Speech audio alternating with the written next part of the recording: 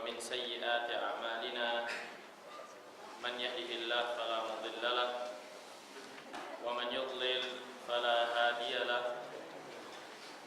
وأشهد أن لا إله إلا الله وحده لا شريك له وأشهد أن محمدا عبده ورسوله لا نبي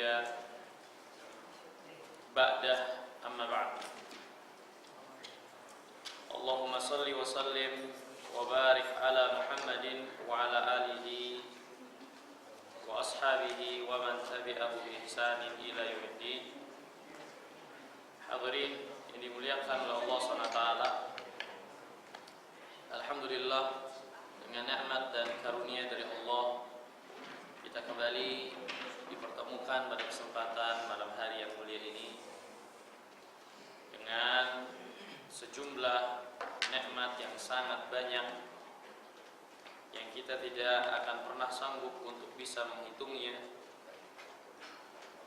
Hanyalah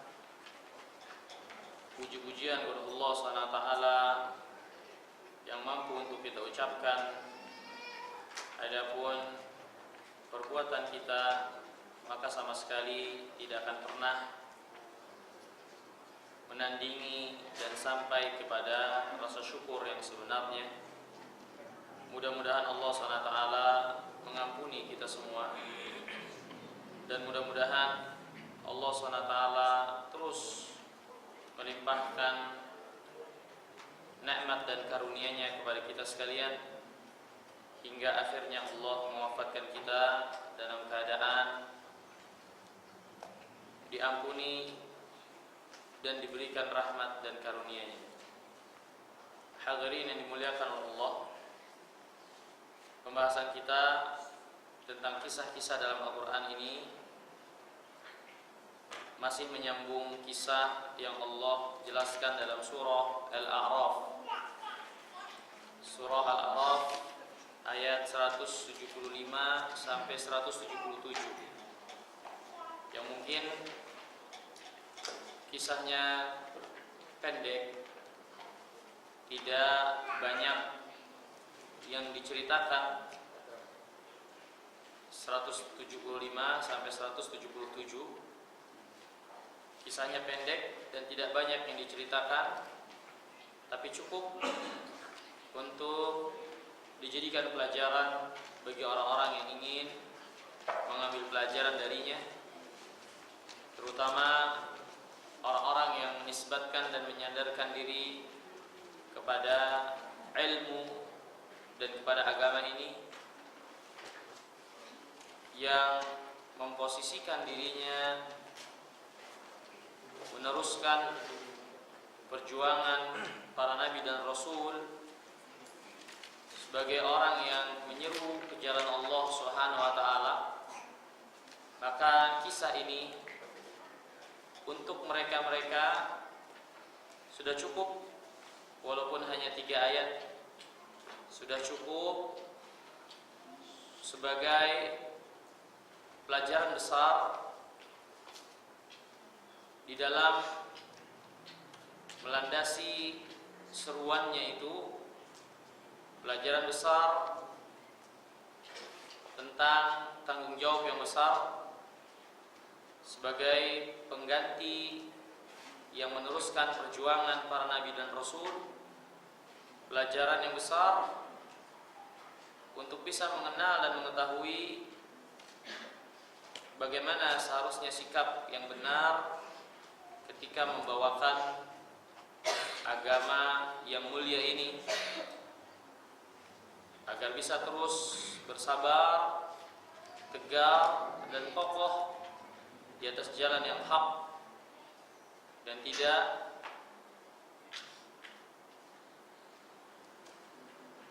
terhalangi serta berhenti di dalam memperjuangkan agama ini dengan sebab-sebab duniawiyah yang mungkin dia dapatkan di tengah-tengah perjuangannya. Allah SWT berfirman, "Watlu 'alaihim naba'al ladzi atainahu ayatina." bacakan kepada mereka. Dalil bahwasannya kisah ini adalah kisah yang Allah inginkan untuk dibacakan dan diceritakan agar diambil pelajaran. Bacakan kepada mereka kisah kabar tentang orang-orang yang kami anugerahkan ayat-ayat kami, jadi kami berikan ilmu kepadanya. Man salakha minha, akan tetapi dia malah melepas ilmu yang sudah diberikan itu kepadanya.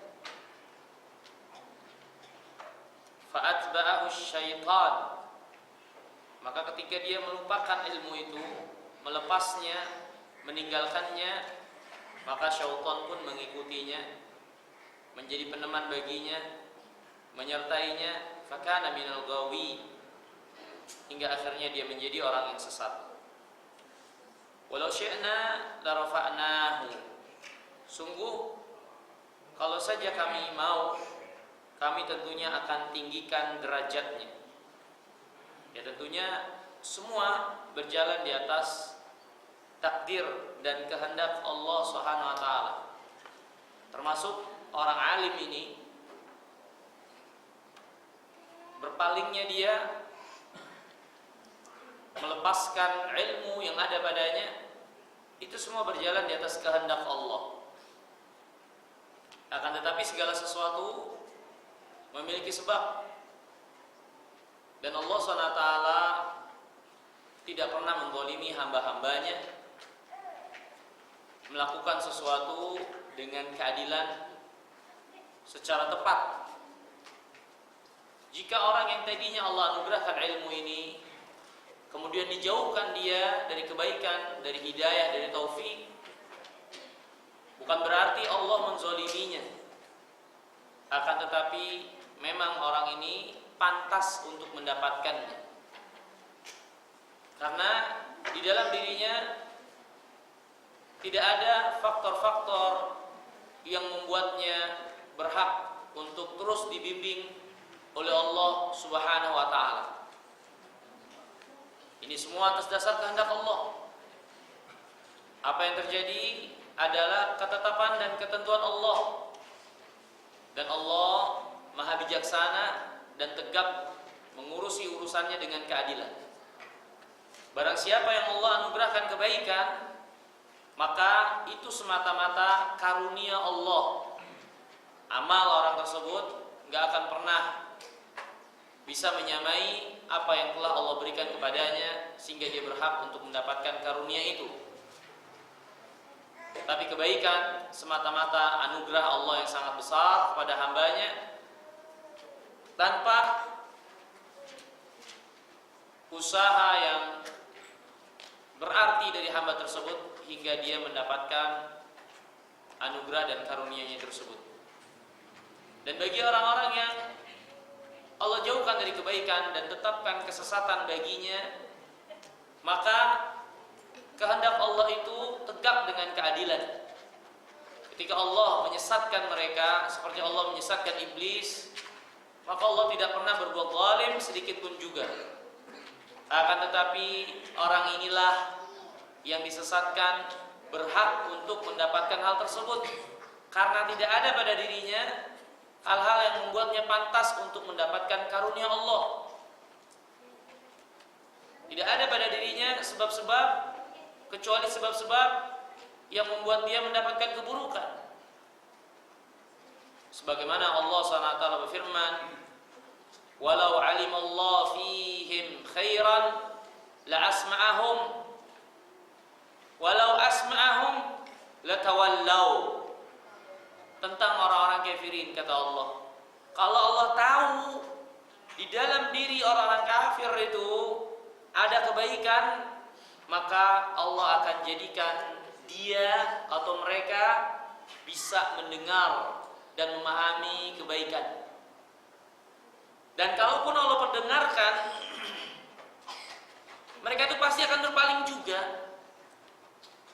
Sehingga keadilan Allah menuntut untuk menjauhkan mereka dari rahmat dan karunia, taufik dan hidayah. Allah tidak akan pernah berbuat zalim pada hambanya, Ketika Allah menetapkan sesuatu walaupun itu kejelekan, maka itu berdasarkan keadilan Allah. Kalau Allah SWT tetapkan kebaikan bagi hambanya, maka ini semata-mata karunia Allah, tanpa ada usaha yang berarti dari hamba tersebut. Yang Allah inginkan kebaikan bagi orang tersebut dengan rahmatnya yang luas dan karunia-Nya yang besar. Tapi kalau Allah tetapkan keburukan, seperti Allah sesatkan dan jauhkan dari rahmat dan kebaikannya, maka ini semua berdasar atas dasar keadilan, di mana orang tersebut memang pantas dan telah tegak hujjah, dan mereka pun berada di atas keterangan yang jelas hingga tidak lagi mempunyai alasan di hadapan Allah Subhanahu wa taala akan perbuatan jelek yang dia lakukan itu. Kata Allah, walau syi'na, sesungguhnya kalau kami inginkan, kalau kami mau, la rafa'nahu biha, kami tentunya akan angkat mereka ini. Ini orang-orang yang kami berikan ayat-ayat kami. Ini dalil bahwasanya kemuliaan akan didapatkan beriringan dengan ilmu, beriringan dengan berpegang teguhnya dengan Al-Quran dan Sunnah, beriringan dengan amal saleh yang menjadi konsekuensi ilmu tersebut. Barang siapa yang ingin mendapatkan kemuliaan tanpa mendasari dengan ilmu, tanpa mendasari dengan amal saleh atas dasar ilmu, maka tidak akan ada yang namanya kemuliaan itu sama sekali. Tidak akan ada. Ya. Walaupun seseorang memperkuat dan memperbesar kekuatan materinya, akan tetapi jika tidak diiringi dengan ilmu, maka pasti derajatnya tidak akan menjadi mulia. Karena kemuliaan itu hanya akan didapatkan dengan ilmu. Allah berfirman tentang Nabi Ibrahim, wa tilka hujjatuna atainahu Ibrahim narfa'u darajatin man nasha. Demikianlah hujjah yang kami anugerahkan kepada Ibrahim untuk menegakkan hujjah di depan kaumnya. Kami tinggikan derajat orang yang kami kehendaki. Apa yang Allah berikan kepada Ibrahim? Al-ilm. Dan Allah sebutkan Allah tinggikan derajat Nabi Allah Yusuf alaihi salatu wassalam pun demikian. Di mana dalam kisah Yusuf Allah katakan narfa'u darajat man yasha, Allah tinggikan derajat siapa yang Allah kehendaki, dan yang ditinggikan di sini adalah Nabi Allah Yusuf. Dan kita tahu Nabi Allah Yusuf menjadi mulia dan tinggi bukan karena parasnya, bukan karena rupanya, bukan karena hartanya, tapi dia ditinggikan oleh Allah karena ilmunya. Maka barang siapa yang ingin kemuliaan untuk umat ini atau untuk dirinya, jika dia tidak melalui pintunya yang benar, yaitu ilmu yang datang dari para nabi dan rasul, jika dia tidak menempuh cara ini, tidak akan ada kemuliaan itu selama-lamanya. Lihat ulama ini, walau syi'na la rafa'na, kalau kami kehendaki, kami bisa saja mengangkat derajat mereka. Kami akan angkat derajat mereka. Tapi memang mereka enggak pantas untuk diangkat derajatnya. Walakinau akhlada ilal ard, karena mereka tenggelam ke dalam bumi, yakni kecenderungan, kecondongan, ambisi, orientasi mereka dunia semata. Mereka mengganti kemuliaan akhirat, ketinggian akhirat, ganjaran di akhirat, apa yang ada di sisi Allah, mereka ganti dengan harga yang sangat rendah dari perhiasan-perhiasan dunia. Maka inilah sebab yang menyebabkan akhirnya mereka Allah hinakan, karena kecenderungan dan kecondongan mereka terhadap dunia. Walakinahu akhlada ila al-ard wattaba'a hawah, dan mengikuti hawa nafsunya. Jadi maksudnya di sini adalah hawa nafsu yang tidak terbimbing berdasarkan apa yang Allah cintai dan Allah ridhai. Karena saya sering sebutkan, hawa nafsu semua punya. Apa yang Allah tanamkan, di antara apa yang Allah tanamkan kepada semuanya, manusia memiliki hawa nafsu, bahkan haiwan sekalipun.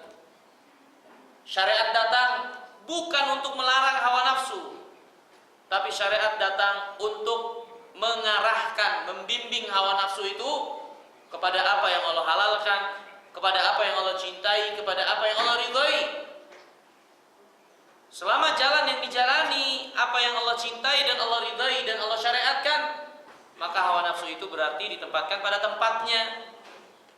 Jika hawa nafsu itu bertentangan dengan ketentuan syariat, ketentuan Allah dan Rasulnya, barulah hawa nafsu ini adalah hawa nafsu yang tercela, yang ada pada ahlul ilm, yang ada pada pemilik ilmu yang Allah hinakan. Ini adalah hawa nafsu yang tercela, yang menyelisihi ketentuan Allah dan ketentuan Rasulnya yang mulia salawatullah salamuhu alaihim.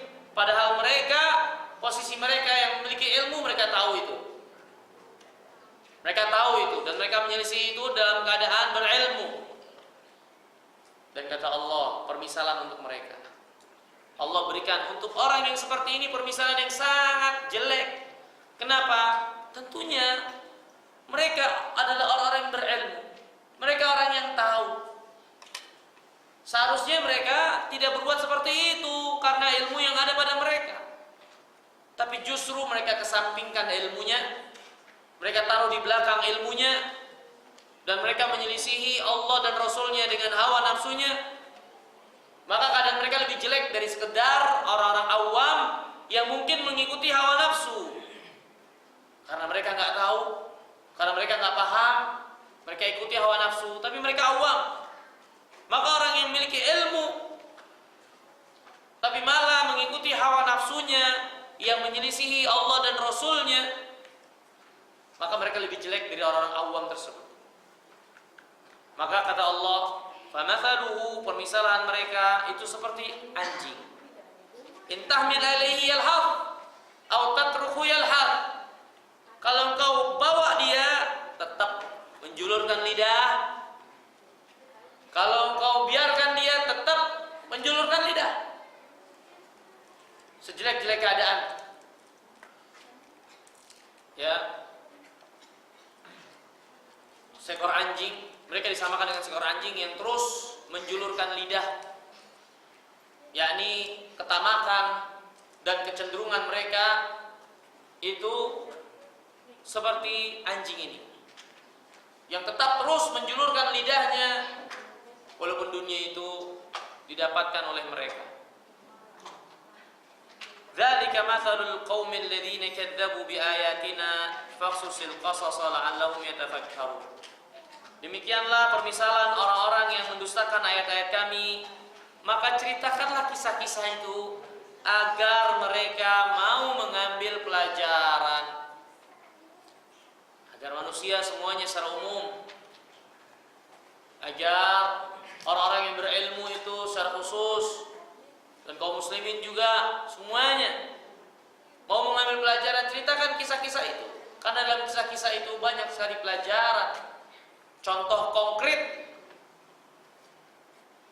apa yang pernah terjadi di dalam kehidupan ini, yang baik dan yang buruknya, yang memudahkan buat kita sekalian untuk bisa mengenal keburukan dari kebaikan, kebaikan dari keburukan, sehingga jelas orang-orang yang berjalan di atas hidayah dan jelas orang-orang yang berjalan di atas kesesatan. Liyuhlika man halaka an bayyinatin wa yahya man hayya an bayyinah. Agar menjadi jelas orang yang celaka dengan penjelasan yang jelas, enggak ada kesamaran, dan akan menjadi jelas orang-orang yang hidup, yang mendapatkan kebahagiaan berdasarkan kejelasan yang nyata. Maka Allah jelaskan kisah-kisah ini agar kita berpikir mengambil pelajaran untuk menempuh kehidupan ini dengan penuh bayyinah, dengan penuh penjelasan. Sa'a mathalan lil qaumil ladzina kadzdzabu bi ayatina wa anfusahum kanu yadhlimun. Sungguh amat buruk permisalan untuk kaum yang mendustakan ayat-ayat kami dan diri mereka itu adalah zalim. Padahal mereka tahu, mereka paham, mereka kenal kebenaran, tapi malah mereka menyelisihinya. Mereka berbuat zalim terhadap kebenaran tersebut. Maka permisalan yang paling tepat buat mereka adalah permisalan yang paling jelek. Sehingga orang alim ini diberikan permisalan dengan seekor anjing. Begitu juga orang yang diberikan kitab tapi tidak mau memahaminya, menjadikannya hanya sekedar bahan pajangan saja, tidak mau mempelajarinya, maka mereka seperti keledai yang memikul kitab-kitab. Ya, kamathalil himar yahmilu asfaran, seperti keledai yang memikul buku, kitab-kitab. Kitabnya banyak, dia angkut, dia tarik, dia bawa, tapi nggak faedah kan buat keledai itu? Iya, nggak faedah. Ya, karena mereka tidak berusaha untuk memahaminya, untuk mengamalkannya, mempelajari.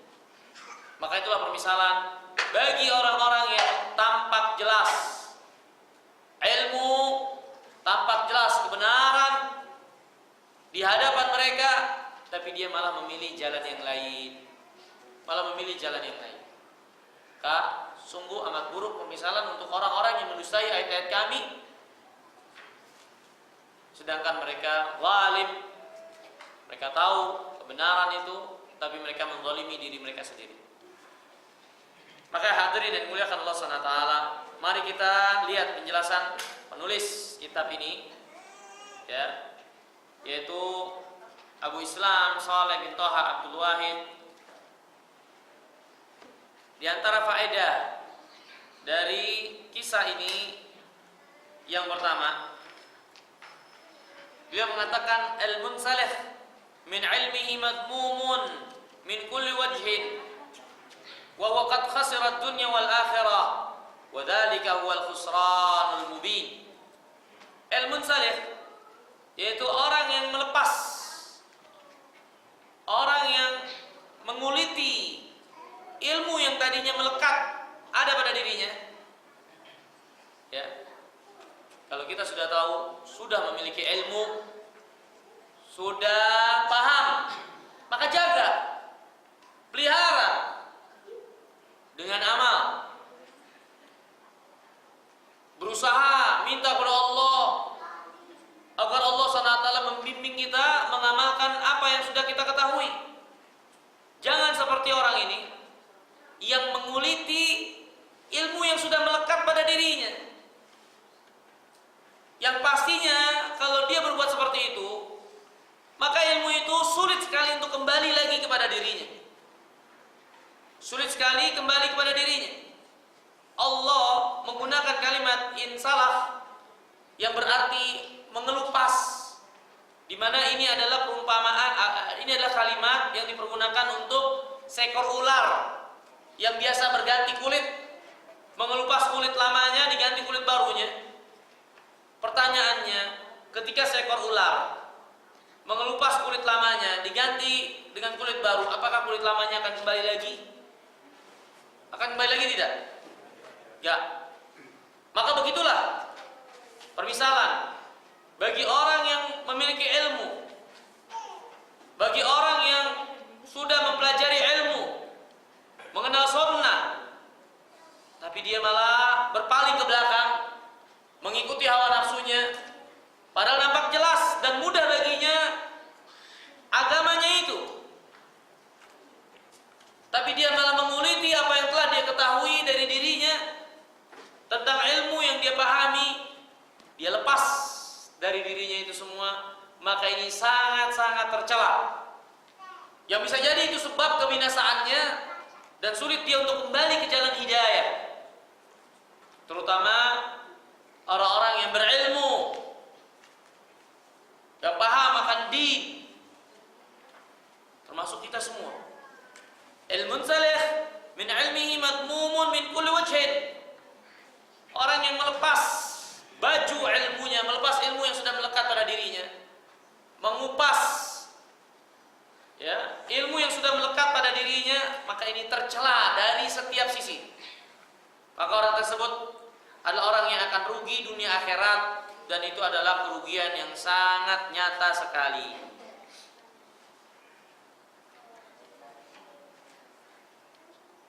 Di dalam kisah ini para ulama mengatakan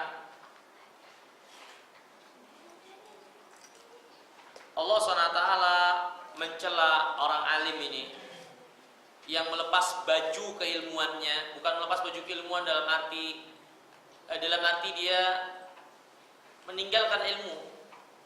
Dia sudah tahu, tapi dia tinggalkan apa yang diketahui. Ya. Maka orang yang seperti ini tercela dari beberapa sisi. Tercela dan mendapatkan keburukan dari beberapa sisi. Sisi yang pertama, annahu dhalla ba'da al-'ilm, ikhtara al-kufr al-iman 'amdan la jahlan. Orang yang menguliti, mengupas, meninggalkan apa yang sudah diketahui dari din ini, ya, orang tersebut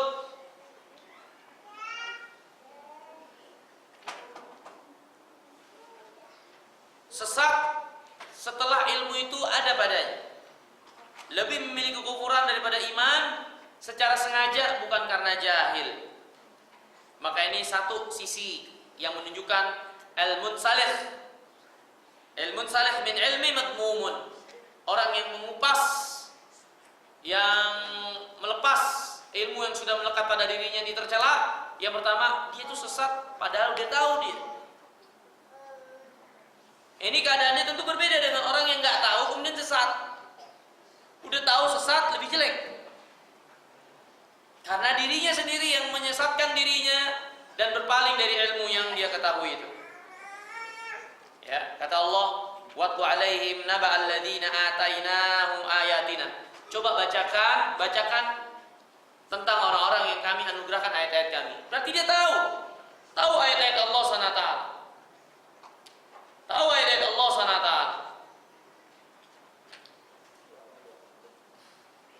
Kata penulis, fa'alimu su' dhalla wa kafar ba'da ilmin. Orang alim yang orang berilmu yang jelek, padahal dia tahu itu,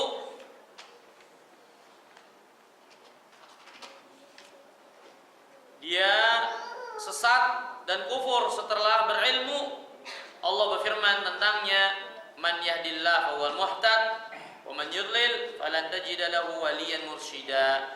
Man ihtada fa innama yahtadi li nafsihi wa man dhalla fa innama yadhillu 'alaiha. Qul man kana fi dhalalah falyamdud lahu ar-rahmanu madda. Kata Allah, barang siapa yang Allah berikan petunjuk, maka inilah orang yang mendapatkan petunjuk. Barang siapa yang disesatkan, maka engkau tidak akan mendapatkan baginya penolong yang dapat menunjukkannya. Ya, sudah tahu tapi malah miliki kesesatan, maka tidak akan ada penolong yang bisa menunjukkan dia kembali kepada jalan yang benar. Kata Allah, barang siapa yang mencari hidayah, mendapatkan hidayah, menginginkan hidayah, maka sesungguhnya itu adalah untuk dirinya sendiri. Barang siapa yang sesat, maka dia sesat untuk dirinya sendiri, tidak ada yang dirugikan kecuali dirinya. Apalagi Allah tidak terugikan dengan kesesatan makhluknya. Kemudian hadirin yang dimuliakan Allah Subhanahu wa taala, sisi yang kedua. Ya, sisi yang kedua, tercelanya orang yang mengupas dan melepas ilmu yang sudah dia ketahui dengan menyelisihinya dengan amal ataupun perbuatan dia. Sisi yang kedua tercelanya adalah annahu faraqal ilm mufaraqatan man la ya'ud ilaihi abadan. Orang yang berilmu kemudian melepas ilmunya adalah ibarat seorang yang meninggalkan ilmu dengan peninggalan yang membuatnya tidak akan kembali lagi. Yang membuatnya tidak akan kembali lagi. Seperti yang saya katakan tadi. Seperti seekor ular yang mengganti kulitnya, melepas kulitnya. Apakah kulit yang lama akan balik lagi? Enggak akan kembali lagi. Maka inilah permisalan orang yang sudah tahu, berilmu, kemudian dia melepas dan mengesampingkan, berpaling dan taruh di belakang ilmunya, maka dia ibarat seorang yang melakukan perbuatan yang dia tidak akan kembali lagi kepada ilmu itu. Yang melepas ilmu dan tidak akan kembali dengan kepada ilmunya tersebut. Ya. Kemudian yang ketiga, sisi tercelanya orang yang melepas ilmu yang ada pada dirinya, padahal dia tahu apa yang harus dia lakukan, dia tahu apa yang harus dia perbuat dari sikap yang dicintai dan diridhai oleh Allah, tapi dia mengesampingkan itu semua dan lebih mendahulukan hawa nafsunya yang bertentangan dengan Allah dan Rasulnya. Maka anna syaitan adrakahu walakiha walahiqahu wa dhafara bih faftarasahu. Orang yang seperti ini, maka syaitan mendapatkannya, menangkapnya, memangsanya, menemuinya, menemaninya, menyertainya. Maka hati-hatilah dari mengikuti hawa dengan ilmu yang sudah kita ketahui. Karena itu membukakan pintu untuk syaitan masuk dalam diri kita dan menguasai kita. Berbahaya sekali. Kita sudah tahu ini yang diinginkan Allah dan Rasulnya, misalnya mensikapi takdir Allah. Ini yang datang dari Allah dan Rasulnya, mensikapi perintah Allah. Ini yang datang dari Allah dan Rasulnya, mensikapi larangan Allah. Ini dari Allah dan Rasulnya untuk memiliki sikap di dalam kehidupan ini. Kemudian kita memilih hawa nafsu kita yang menyelisihi apa yang datang dari Allah dan Rasulnya, maka perbuatan itu sama seperti seorang yang membukakan pintu bagi syaitan untuk menemaninya, menangkapnya dan menyertai serta menemaninya dalam kehidupannya. Ini bahaya. Ya, kata Allah, fa'atba'ahu syaitan. Maka syaitan kemudian mengikutinya. Padahal dia tadinya berilmu, dia lepas ilmunya, maka dengan lepas ilmunya itu syaitan mengikutinya. Dan kalau syaitan sudah mengikutinya, apa yang akan dia dapatkan? Yang pertama pastinya syaitan akan menyesatkannya. Fa'atba'ahu syaitan fakana minal ghawi. Maka syaitan pun mengikutinya dan akhirnya dia menjadi orang yang sesat. Dia sendiri udah tahu harus bersabar, sudah tahu harus bersyukur, sudah tahu harus bertawakal, sudah tahu harus memasrahkan diri kepada perintah dan larangan Allah. Dia pilih jalan lain. Maka syaitan mengikutinya, akhirnya dia menjadi sesat. Ya. Maka iblis laknatullah alaihi pernah bersumpah di hadapan Allah, qala fa bi'izzatik laghwiyannahum ajma'in illa ibadallah minhumul mukhlasin. Tidak akan selamat dari kesesatan itu kecuali dia mengikhlaskan agamanya karena Allah. Mengikhlaskan apa yang dia lakukan, yang itu merupakan apa yang Allah akan hisab. Karena yang namanya din itu hisab. Kama tadinu tudan. Sebagaimana kalian menanam, itulah yang akan kalian tuai. Barang siapa mengikhlaskan din agamanya yang akan dia tuai nanti yaumul qiyamah, dia berjalan dengan penuh keikhlasan, itulah yang akan selamat dari kesesatan yang dibisikkan dan diwaswaskan oleh syaitan. Tapi syaitan bersumpah, la'ughwiyannahum ajma'in. Aku akan sesatkan mereka semuanya. Aku akan sesatkan mereka semuanya. Maka yang pertama, jika dia sudah diikuti oleh syaitan, ditangkap dan terperangkap dalam perangkap syaitan, yang pertama dia telah sesat. Dia akan pastinya akan mendapatkan kesesatan. Yang kedua, syaitan akan menyerunya kepada kekufuran. Kalau dia sudah diikuti oleh syaitan, masuk ke dalam perangkap syaitan, syaitan akhirnya menyuruhnya kepada kekufuran dengan dia membenci takdir Allah, membenci ketentuan Allah, dengan dia membangkang perintah Allah, dengan dia melanggar dan menolak apa yang datang dari Allah dan Rasulnya, maka ini kekufuran. Itu yang diinginkan oleh syaitan. Ketika menangkap dan memasukkan ke dalam perangkap orang-orang yang melepas ilmu yang ada pada dirinya. Allah berfirman, kamathalil syaitan idh qala lil insani kfur. Seperti syaitan yang berkata kepada manusia, kufurlah kalian. Maka syaitan pun menyeru mereka untuk kufur, orang-orang yang melepaskan ilmu yang ada pada dirinya. Kemudian yang ketiga, kalau dia sudah diikuti oleh syaitan, maka syaitan akan menghalanginya dari jalan Allah. Syaitan akan menghalanginya dari jalan Allah, sehingga dia jauh dari setiap kebaikan yang akan membawanya kepada ridha Allah, kepada surganya Allah. Justru dia malah semakin dekat dan mendekat kepada neraka dan murkanya Allah. Maka barang siapa yang melepas ilmu yang ada pada dirinya, inilah yang akan dia dapatkan. Syaitan menghalanginya dari jalan yang benar, yang menyampaikannya ke ridha Allah, kepada surganya Allah. Justru dia akan terhalangi dan dijauhkan dari segenap kebaikan. Allah berfirman, "Wa man ya'shu an dzikrir rahman nuqayyid lahu syaitanan fahuwa lahu qarin wa innahum la yasuddunahum 'anis sabil wa yahsabuna annahum muhtadun hatta idza ja'ana qala ya laita baini wa bainak bu'dal masyriqain fa bi'sal qarin wa lan yanfa'ukumul yawma idh dhalamtum annakum fil 'adzabi mushtarikun." Kata Allah, barang siapa yang berpaling dari peringatan Ar-Rahman, kami akan jadikan syaitan menemaninya yang terus menyertainya. Dan sungguh syaitan itu akan menghalanginya dari jalan yang lurus. Sudah sesat, mereka malah menyangka mereka berada di atas petunjuk karena syaitan yang menghiasi perbuatan jelek mereka.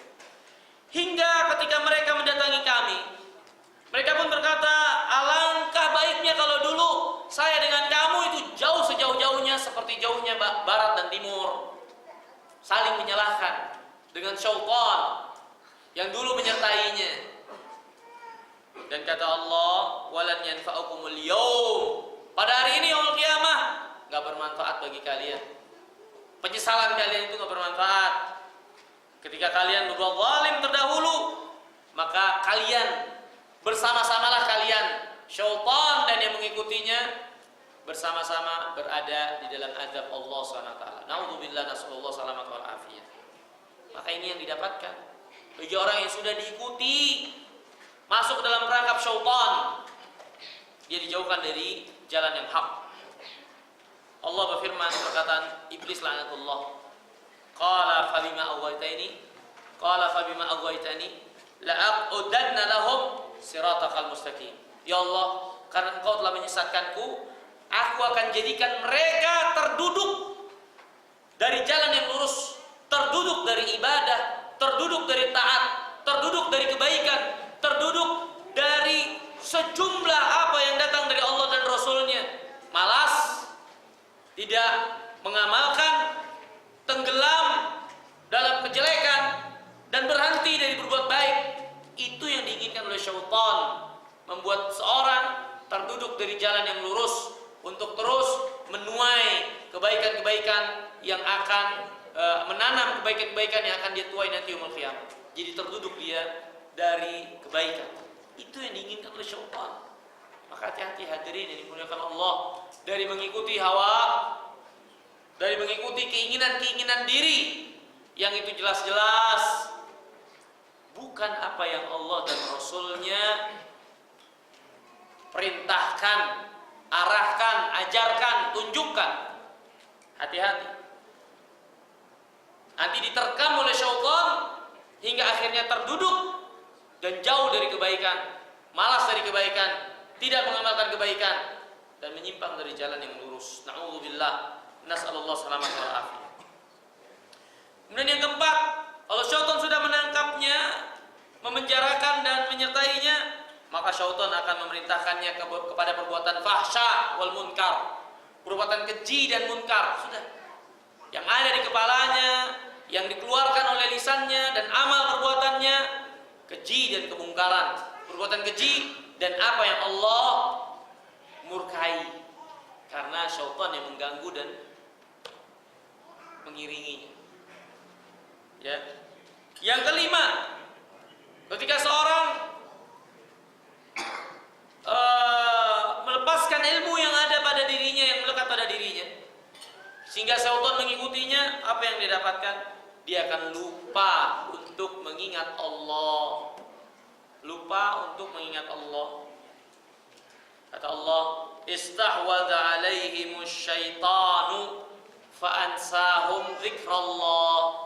Syaitan menguasainya sehingga membuat dia lupa untuk mengingat Allah Subhanahu wa ta'ala. Maka ilmu yang sudah kita miliki, apa yang sudah kita pahami dari agama ini, sikap-sikap yang diajarkan, pelajaran yang diajarkan, jangan dilepas. Sehingga syaitan nanti akan menangkap dan mengiringi serta menyertai. Akhirnya kita lupa untuk mengingat Allah. Yang kita ingat bagian diri kita. Yang kita ingat hanyalah keserakahan kita, ketamakan kita, dunia dan lain-lain. Lupa kepada Allah SWT. Istahwadha alaihim syaitan fansahum dzikrallah. Ulaika hizbus syaitan. Ala inna hizbas syaitan humul khasirun. Mereka dikuasai oleh syaitan sehingga mereka lupa untuk mengingat Allah. Mereka inilah pasukan golongan syaitan.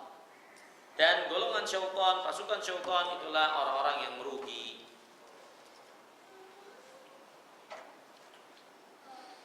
Kemudian yang keenam, ketika seorang sudah diikuti oleh syaitan dan melepas ilmunya, maka syaitan menyuruhnya dan menghiasi keburukan kepadanya, sehingga dia berdosa atas nama Allah, berdosa atas nama Rasulnya, menghalalkan yang haram, mengharamkan yang halal. Maka ini adalah sebab syaitan yang menyertai dan terus menyertai dirinya. Ketika dia sudah melepaskan ilmu yang ada pada dirinya, syaitan menyertainya sehingga dia akan mudah berdusta atas nama Allah, berdusta atas nama Rasulnya, menghalalkan yang haram, mengharamkan yang halal. Allah berfirman, ya ayuhan nas kulu mimma fil ard halalan thayyiban wa la tattabi'u khutuwatis syaitan innahu lakum aduwwum mubin innama ya'murukum bis-su' wal fahsya wa an taqulu 'ala Allahi ma la ta'lamun. Wahai sekalian manusia, makan dari bagian bumi ini yang halal dan baik. Jangan ikuti langkah-langkah syaitan. Syaitan musuh yang nyata buat kalian. Syaitan memerintahkan kepada kalian kepada keburukan dan kekejian, dan syaitan juga memerintahkan kalian berkata atas nama Allah sesuatu yang kalian enggak tahu. Ini berdusta atas nama Allah. Allah berfirman, wala taqulu lima talstasifu alsinatukumul kadhib hadza halal hadza haram litaftaru 'ala Allahil kadhib. Jangan kalian ikuti apa yang dilontarkan oleh kalimat kata-kata kalian, lisan-lisan kalian dengan dusta itu, dengan mengatakan ini halal, ini haram, berdusta atas nama Allah. Innal ladzina yaftaruna 'ala Allahil kadhib la yuflihun. Orang yang berdusta atas nama Allah tidak akan beruntung selama-lamanya. Mata'un qalil wa lahum 'adzabun alim. Sedikit kenikmatan mungkin dia dapatkan, tapi baginya nanti azab yang sangat pedih. Adalah alim su', alim yang su', yang jelek, yang mengupas, melepas, mencopot ilmu yang sudah melekat pada dirinya sehingga syaitan menyertainya dan akhirnya dia terpuruk dalam keburukan yang sangat banyak. Tercelalah dia dari beberapa sisi yang tadi, ya, diantaranya dia menjadi orang yang disertai oleh syaitan, ya. Dan barang siapa yang disertai oleh syaitan, maka 6 perkara tadi kurang lebih akan dia dapatkan. Kemudian yang keempat, sisi keburukan orang yang melupakan dan meninggalkan apa yang sudah diketahui dari ilmu. Yang keempat itu annahu huwa ba'da rusydi. Orang tersebut sesat setelah petunjuk yang datang kepadanya.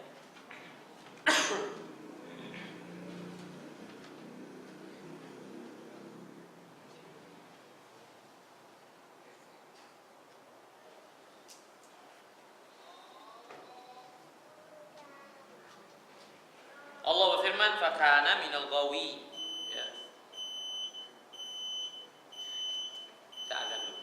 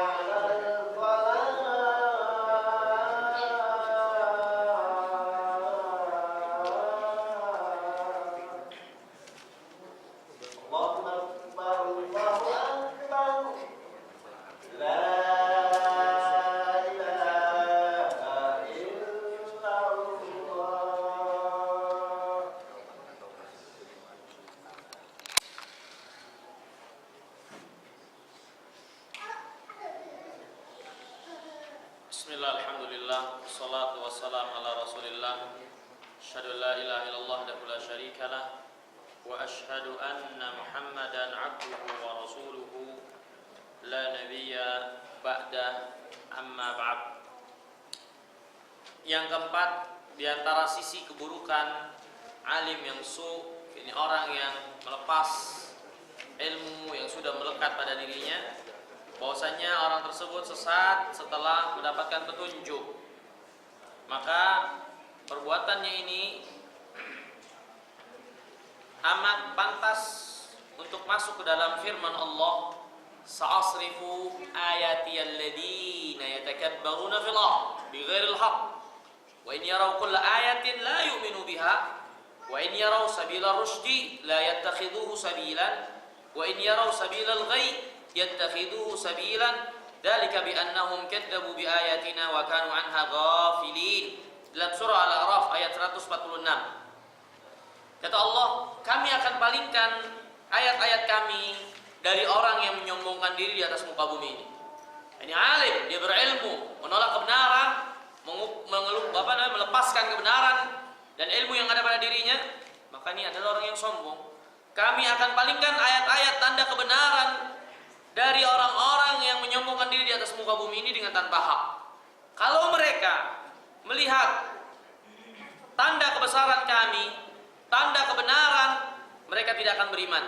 Kalau mereka melihat jalan petunjuk, mereka tidak menjadikan jalan itu sebagai jalan. Kalau mereka melihat jalan kesesatan, malah jalan kesesatan yang diinginkan. Maka orang yang sesat setelah petunjuk itu datang, khawatir mereka tertimpa ayat yang mulia ini, yaitu menjadi orang yang melihat petunjuk nggak mau jadikan jalan, melihat kesesatan justru itu yang dia pengen, keburukan, kehancuran justru itu yang dia inginkan, yang dia condong dirinya kepadanya, bukan perbaikan dan bukan kebaikan. Ya, demikianlah. Itu dikarenakan mereka mendustakan ayat-ayat kami dan mereka lalai dari ayat-ayat tersebut. Yang kelima, di antara sisi tercelanya orang yang melepas ilmu yang sudah melekat pada dirinya, Anahu subhanahu lam yasha'an yarfa'uhu bil ilm. Allah SWT jelas-jelas mengatakan tidak menginginkan untuk mengangkat derajat mereka. Allah nggak mau untuk mengangkat derajat mereka. Ini menunjukkan mereka ini sangat-sangat tercela, sehingga Allah nggak ingin sama sekali. Kalau Allah nggak ingin, terus siapa yang bisa memberinya petunjuk? Siapa yang lagi yang bisa mengangkat derajatnya? Siapa lagi yang mampu untuk menolongnya kalau Allah tidak mau untuk menolongnya, kalau Allah sudah meninggalkannya? Ya, maka hadirin yang dirahmati dan dimuliakan Allah SWT, Al-Imam Ibnul Qayyim menjelaskan, ya, di antara perkataan beliau yang sangat mendalam sekali.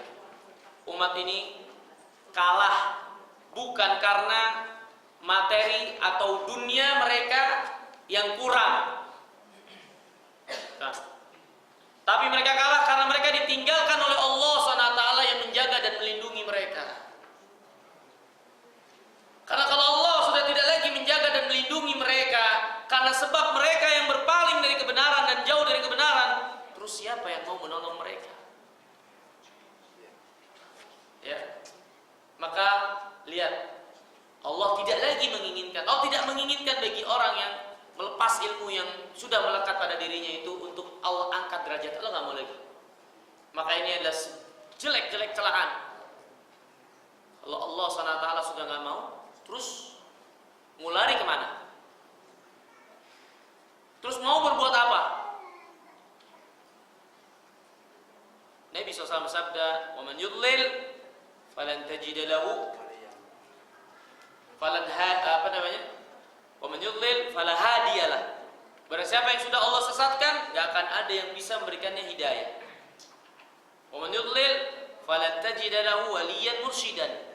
Barang siapa yang Allah sesatkan, kalian tidak akan dapatkan baginya pelindung, penolong yang akan menunjukkannya kepada jalan yang benar. Maka ini alim yang melepas ilmunya. Kemudian yang ke-6 dan ke-7, ya,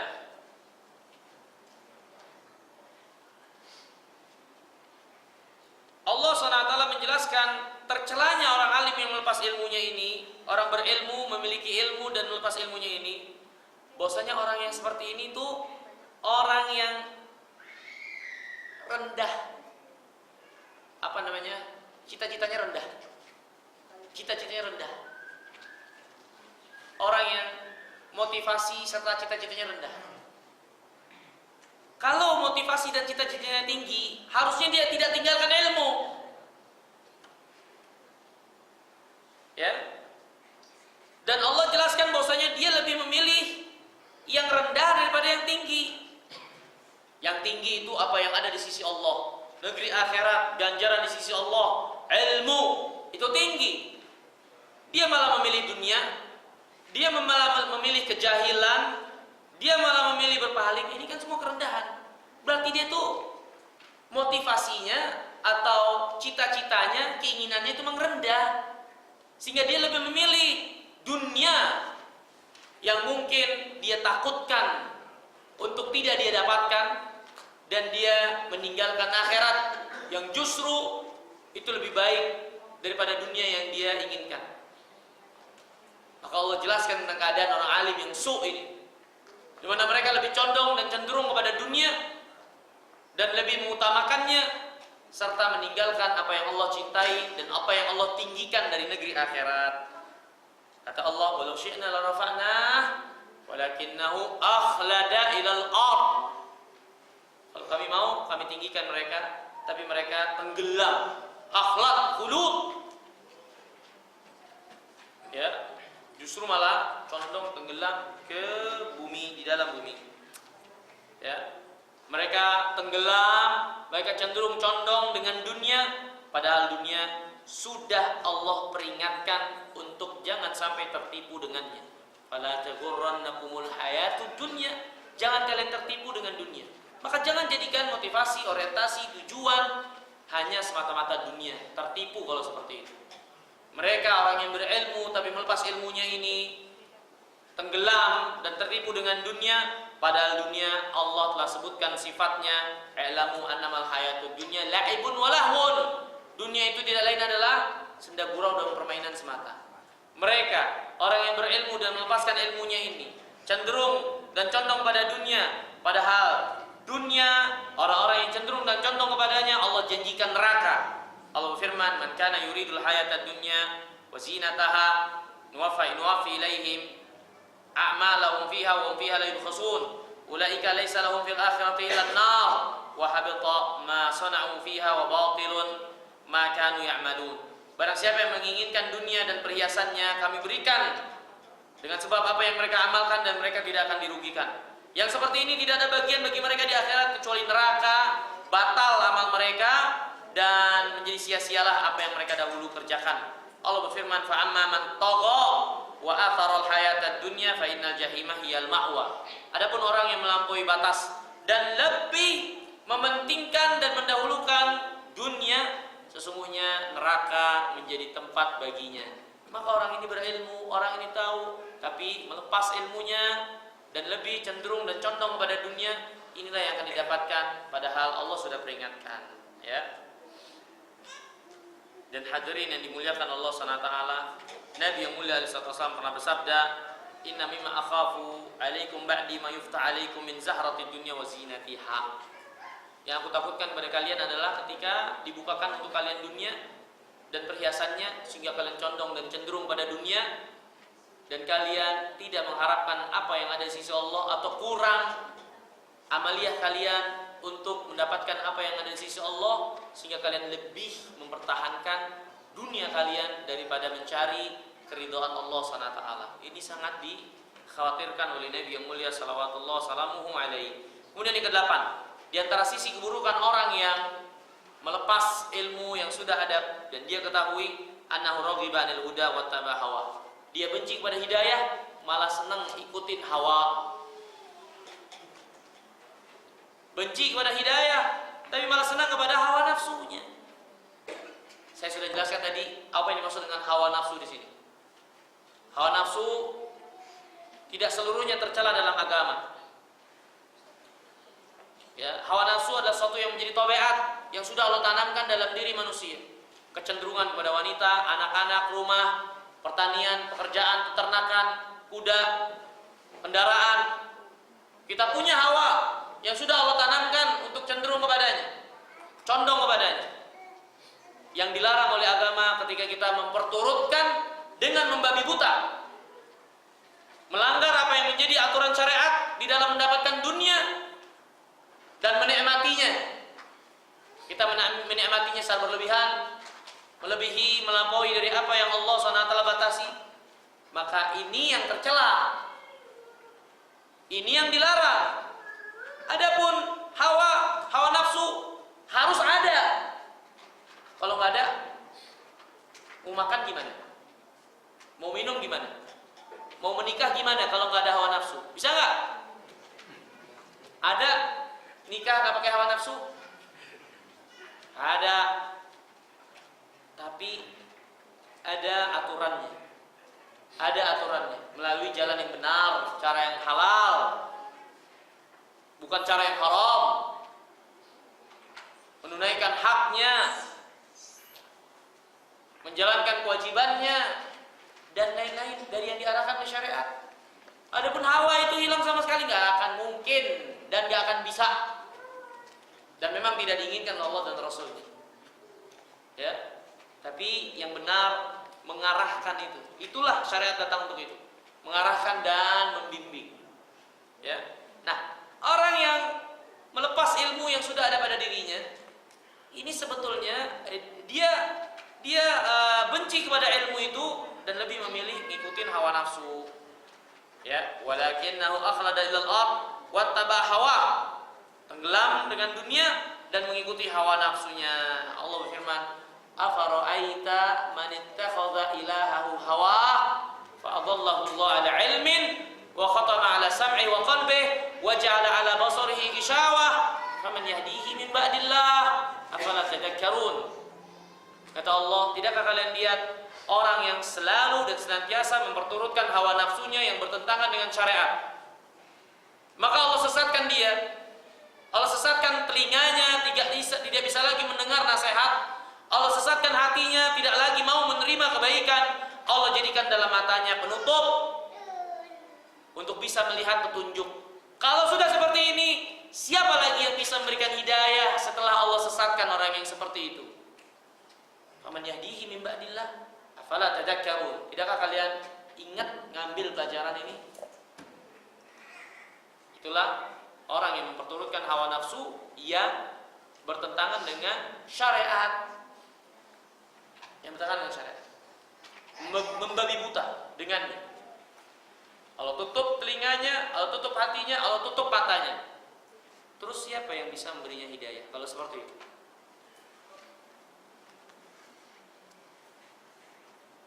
Yang kesembilan, di antara sisi kejelekan orang yang melepas ilmu yang ada dan sudah melekat padanya, Allah SWT menyamakan dia dengan seekor anjing. Ya. Dan ini adalah seburuk-buruk permisalan, disamakan dengan anjing. Ini hewan yang paling jelek keinginannya. Keinginannya jelek. Ya, akhasul hayawanat himmatan, ya, wa asqatuha nafsan, wa abkhaluha wa ashatuha kalaban. Hewan yang paling bakhil dan paling berat penyakit yang kalau sudah menimpanya. Ya.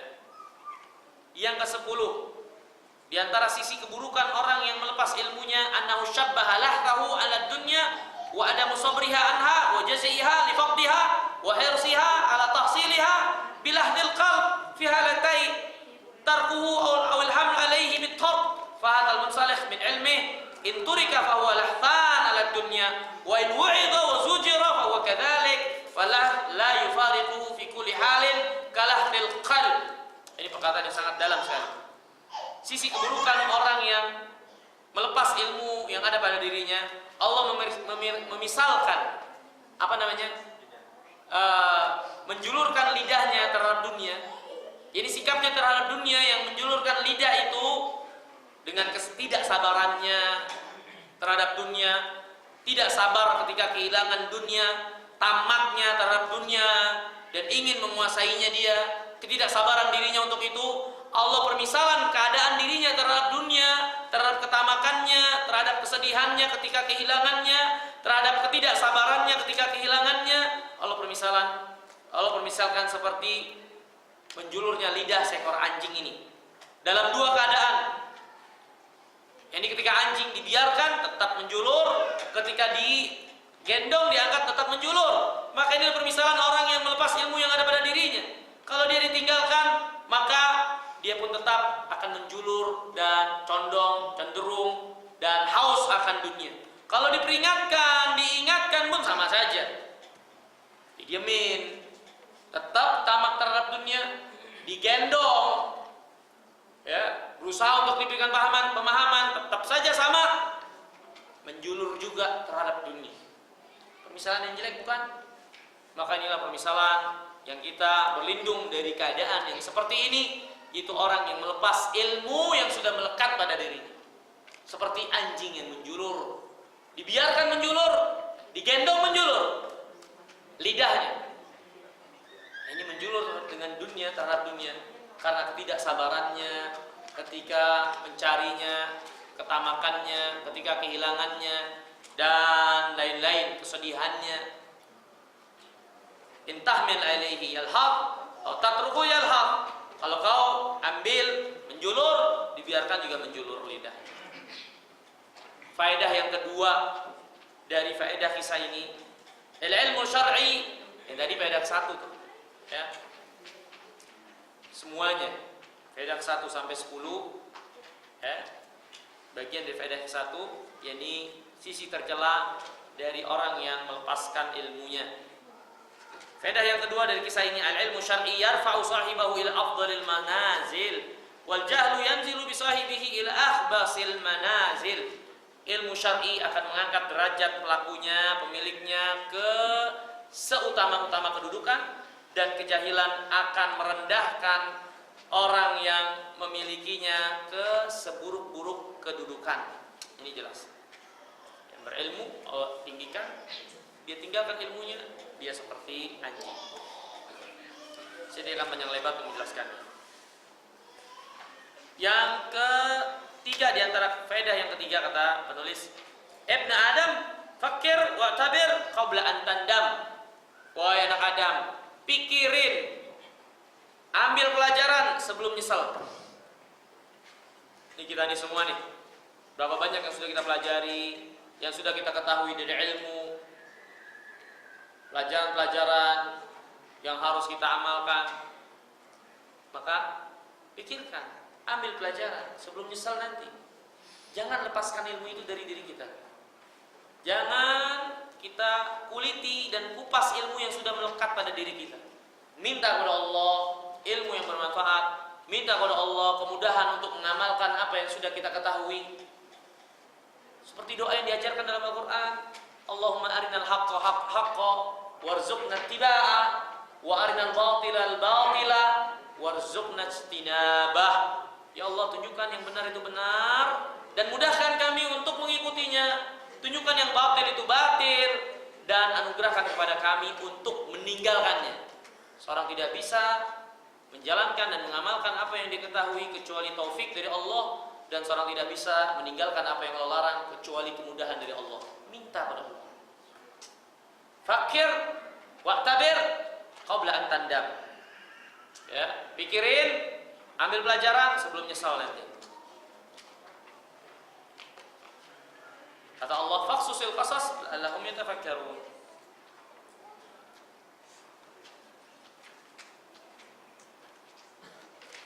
Allah ta'ala alam. Mungkin sampai sini dulu. Insyaallah kita lanjutkan di kesempatan yang akan datang. Ada yang ingin ditanyakan mungkin? Soal? Ada yang mau tanya? Enggak ada? Ya, silakan.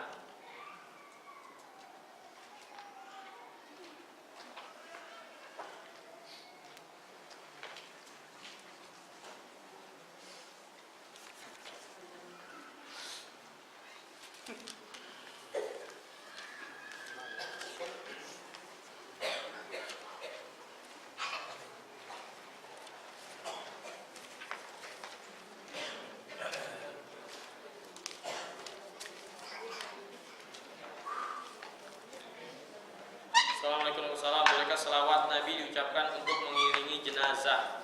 Gak ada contohnya dari Rasulullah SAW.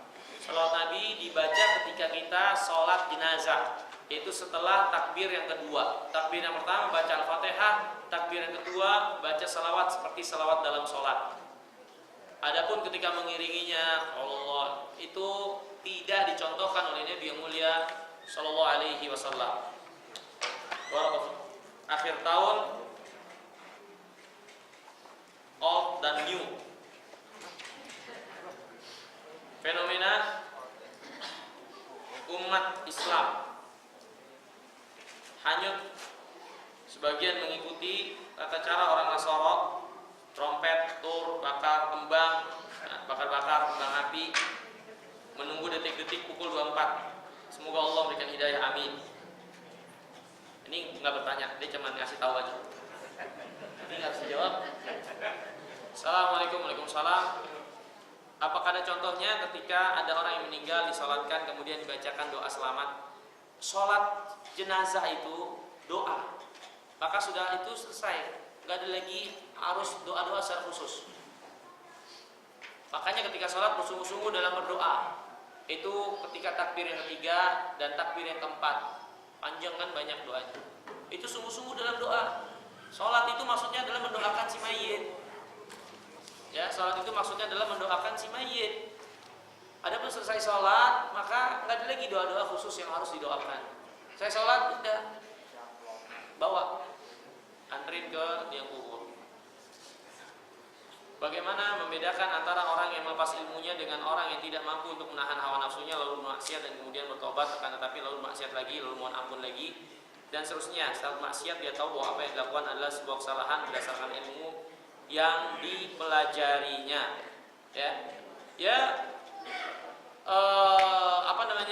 Dari satu sisi ketika dia tahu dia salah dan dia tidak mampu menahan hawa nafsunya, ya jelas ini kesalahan. Maka pelajaran yang kita pelajari ini adalah pelajaran agar kita jangan sampai seperti itu. Syukur-syukur bisa balik lagi. Nah kalau nggak bisa balik lagi gimana? Ini kan yang dikhawatirkan.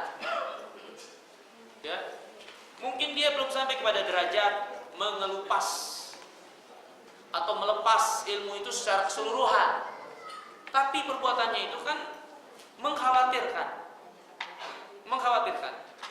Maka harus diingat ketika dia berbuat salah untuk kembali kepada Allah SWT dan tidak beralasan ini dan itu dengan kesalahannya, bersikap insaf, sadar diri dalam mengakui kesalahan, menyesali kesalahan itu. Mudah-mudahan Allah SWT memberikan taufik untuk bisa meninggalkan kesalahan itu sama sekali.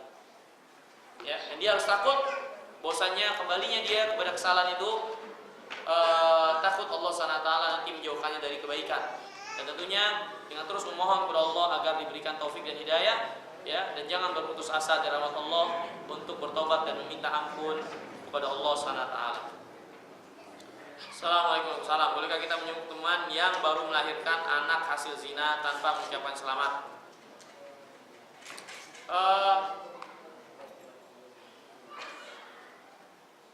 Terus nggak ngucapin selamat, ngucapin apa? Nggak ngucapin selamat, ngucapin apa? Ini anak hasil zina nih, kita mau jenguk, nggak ngucapin selamat, ngucapin apa? Kalau mau kita jenguk, nasehatin, suruh tobat, ya, suruh bertobat, perbuatannya itu salah, jangan diulangi lagi, ya, seperti itu. Assalamualaikum. Salam. Saya ingin bertanya apa yang harus saya lakukan jika sedang menuntut ilmu, bukan ilmu agama, tapi di tengah-tengah ada panggilan sholat zuhur, asar, maghrib, mana yang harus utamakan? Ya, utamakan